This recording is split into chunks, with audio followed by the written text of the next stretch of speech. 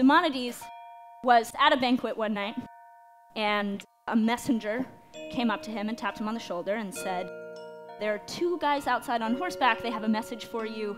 Would you mind stepping outside to see them?"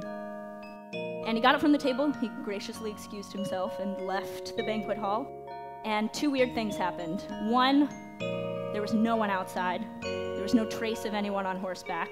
And two, the roof of the building behind him collapsed, killing everybody inside.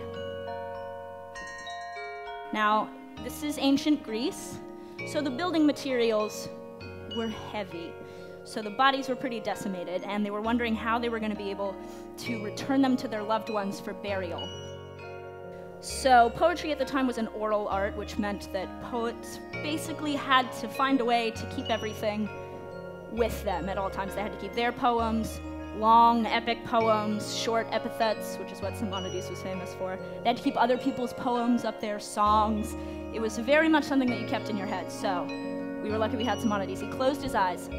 He tried to recreate the banquet hall as he last remembered seeing it, and amazingly, he was able to do so. He was able to recall the tiniest details, the last bite of food people had taken, what they were wearing, but most importantly, where they were sitting, which meant as they pulled people from the pile, he could tell who they were based on where they had been.